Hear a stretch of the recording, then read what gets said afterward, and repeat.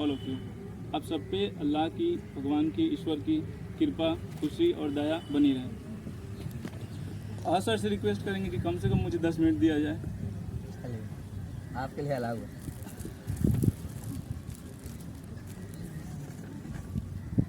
आज का दिन दो तरह से शुभ हो जाता है। एक तो रिपब्लिक डे है, गणतंत्र दिवस, और दूसरी आहत सर की भाषा में मुक्ति दिवस। वो कहते हैं कि आज हम मुक्त हो जाएंगे, मतलब एटलीस्ट फिजिकल मुक्त हो जाएंगे, ऐसे तो कनेक्टेड रहेंगे आपसे। तो मुक्ति दिवस और फिर गणतंत्र दिवस के अवसर पे मुझे एक छोटी सी शेर सुनानी है, उसके बाद हम आगे बात करेंगे। एक शायर कहते हैं कि अपनी आज़ादी को हम हरगिज़ मिटा सकते नहीं, अपनी आज़ादी को हम हरगिज़ मिटा सकते नहीं, सर कटा सकते हैं मगर सर झुका सकते नहीं।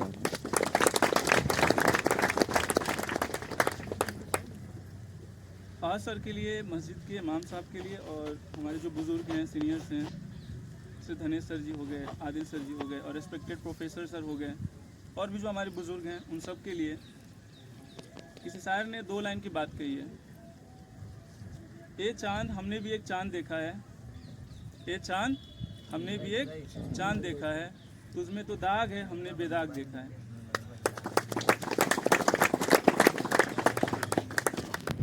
जो गर्ल साइड हैं, सिस्टर्स, आपसे एक मेरा सवाल है छोटी सी। एक बाप या एक माँ अपने बच्चे को सबसे बेस्ट गिफ्ट क्या दे सकता है? Anybody can tell the answer. आप तो भी बता सकते हैं भाई लोग। संस्कार। अच्छा, सही है।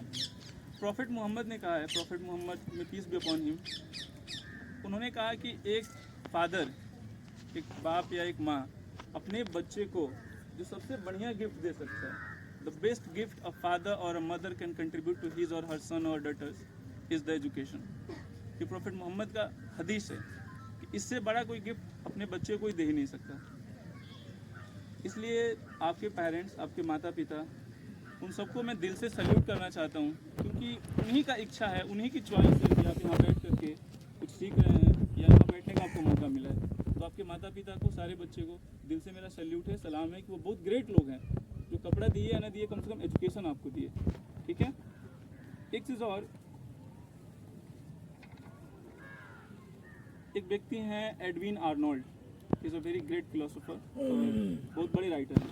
उन्होंने महात्मा बुद्ध के बारे में कहा था कि he is the light of Asia. Mahatma Buddha पूरे एशिया के लिए क्या हैं? प्रकाश हैं। बात कुछ ऐसी है कि पुराने ज़माने में जो बड़े लोग थे कास्ट को लेकर के, वो अपने आप को बड़े समझते थे, कुछ को छोटे समझते थे। तो जब महात्मा बुद्ध का जन्म हुआ तो उन्होंने इस चीज़ को, भेदभाव को मिटाया, इसलिए उनको एशिया का लाइट कहा गया। जहाँ तक मुझे लगता है, मेरे ओपिनियन में, जो भी हमारे रिस्पेक्टेड सर हैं, राहुल सर जी हो गए, आदिल सर हो गए, धनेश सर जी हो गए, उनको मैं लाइट ऑफ कठिया मठिया मानता हूँ कि वो कठिया मठिया के लिए एक लाइट है, प्रकाश है, क्योंकि आपको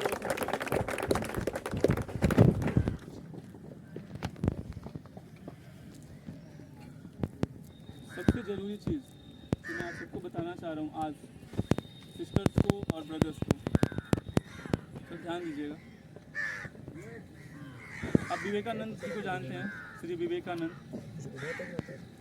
1893 में विवेकानंद गए थे यूएस, अमेरिका में एक जगह है शिकागो। उनसे कहा गया था कि आपको थोड़ी सी भाषण देनी है। उन्होंने वहाँ भाषण दिया, भाषण देके वो बाहर आ रहे थे सड़क पे। तो अमेरिकन कुछ बच्चे थे, स्मार्ट, गोरे, अच्छे कपड़ा था, अच्छा जूता था, वो लगे उनके साथ क्या करने, भेदभाव करने, मतलब खेलने लगे कि यार तुम कहाँ से आए हो, इतना बड़ा टोपी रख लिया हो सर पे, इतने लंबे कपड़ा पहने हो कि पूरा मिट्टी उड़ा के चल रहे हो, क्या हो तुम, कहाँ रहते हो, जंगल में रहते हो क्या, लगे मजाक करने। तो विवेकानंद जी ने उनको 2 लाइन समझाई और वो समझ गए। उन्होंने कहा, you are from a country where tailor makes gentleman, you know, tailor means दर्जी होता है। You are from a country where tailor makes gentleman, but I am from a country where character makes gentleman. उनके कहने का मतलब था कि तुम एक ऐसे देश से हो, अमेरिका से, जहाँ पे लोग कपड़ा पहन के, जूते पहन के, कोट पहन के महान बन जाते हैं, अच्छे बन जाते हैं, लेकिन मैं जिस देश से बिलोंग करता हूँ, भारत से, वहाँ कैरेक्टर बनाता है अच्छा, तो मेरा कैरेक्टर अच्छा है, पगड़ी कैसा है, कपड़ा कैसा है, ये फ़र्क नहीं पड़ता। तो आप सारे सिस्टर्स को, ब्रदर्स को इस बात पे ध्यान देना है। आपके माँ बाप को एजुकेशन दे रहे हैं, सब कुछ प्रोवाइड करा रहे हैं। अगर मेरा मानिए, मेरे फादर नहीं है तो मैं समझ सकता हूँ कि क्या मतलब लाइफ की हकीकत है, ये मैं समझ सकता हूँ। फिर भी कुछ अच्छे लोग हैं हमारे जीवन में, और सर जैसे, जो हमेशा साथ खड़े रहे हैं और हमेशा रहते हैं, बहुत कुछ कर रहे हैं आपके लिए। तो आप कुछ ऐसा ना करें अपने कैरेक्टर्स को लेके, अपने लाइफ को लेके, जिससे उनको थोड़ा भी हर्ट हो। कपड़ा नहीं है कोई बात नहीं करता, चेहरा अच्छा नहीं है कोई बात नहीं करता, लेकिन आपका कैरेक्टर में थोड़ी भी कमी नहीं आना चाहिए। आपको ऐसा कोई भी नहीं काम करना है जिससे आने वाले बच्चों का एजुकेशन पर फुल स्टॉप लग जाए। Full stop. आपने कोई काम किया, आपको लोग एग्जाम्पल बना के बोल दिए, इनकी बेटी थी, इनका बेटा था, पढ़ के ये कर लिया, ये गलत काम कर लिया, तो इसलिए हम तुमको नहीं पढ़ाएंगे। ऐसा कोई काम नहीं करना है। आपको उनके लिए एग्जाम्पल बनना है, मॉडल्स बनना है, ताकि वो आपके देख करके अपने बच्चे को पढ़ा सके। कि वो बच्ची पढ़ के डॉक्टर बनी, इंजीनियर बनी, टीचर बनी, तो हम भी अपने बच्चे को पढ़ाएंगे ताकि वो डॉक्टर, इंजीनियर, टीचर्स बने। फाइनली एक चीज़ और कहना है, फिर आई विल एंड अप।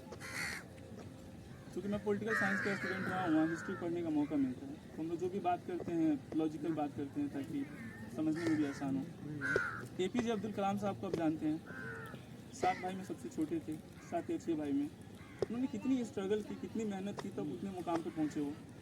उनके बारे में कही जाती है कि स्कूल जाने से पहले पेपर बांटते थे, स्कूल आने के बाद पेपर का पैसा वसूलते थे, उससे अपना जो भी पढ़ाई लिखाई खर्चा है, ड्रेस है, जो भी मेंटेन करते थे। भारत में उनको मिसाइल मैन ऑफ इंडिया कहा जाता है। उन्होंने कम से कम 20 से ज़्यादा किताबें लिखी है, बहुत फेमस किताबें उनकी, कभी टाइम मिले तो पढ़िएगा। बाद में चल के भारत के राष्ट्रपति बने वो। आपको क्या लगता है कोई चीज़ बहुत आसानी से मिल जाएगी आपको? नहीं, आपको स्ट्रगल करना पड़ेगा, लड़ना पड़ेगा, उसके लिए दिन रात जगना पड़ेगा, तब कोई चीज़ अचीव होगा। उसके लिए हमारे जो गुरुजन हैं वो दिन रात लग रहे हैं, वो तो आपके लिए एग्ज़ाम नहीं ना देंगे जाके। आपका जो पढ़ाई है डॉक्टर का, वो तो नहीं पढ़ेंगे, वो एक मकसद आसान है। हिस्ट्री को 3 भाग में बांटा जाता है, प्राचीन काल, मध्यकालीन और वर्तमान। तो APJ कलाम साहब हिस्ट्री को अपने नज़रिए से बांटते हैं, अपने हिसाब से बांटते हैं।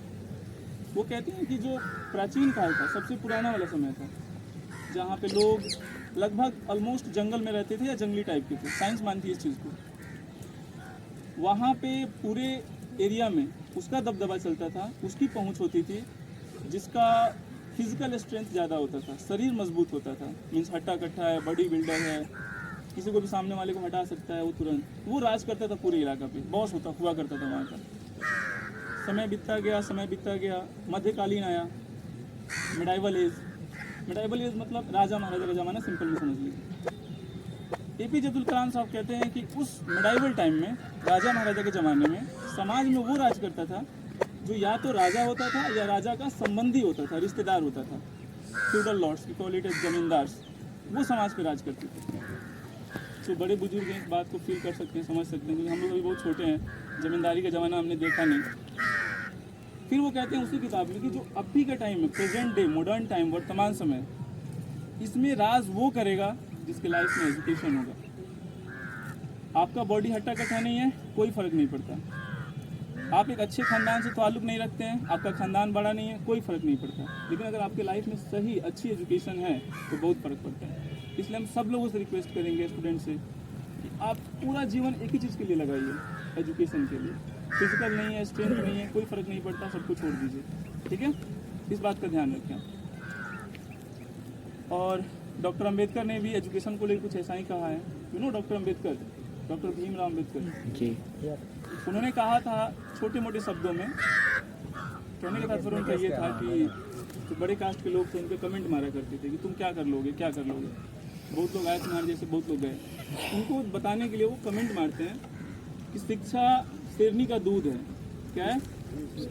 गाय भैंस का नहीं है, शेरनी का दूध है, जो पिएगा वो दहाड़ेगा। अगर आपको भी अपना पहचान आगे चल के बनाना है, अपना करियर बनाना है, तो एक ही दूध पीना है आपको, शिक्षा का दूध पीना है। शिक्षा हासिल कीजिए, आगे बढ़िए।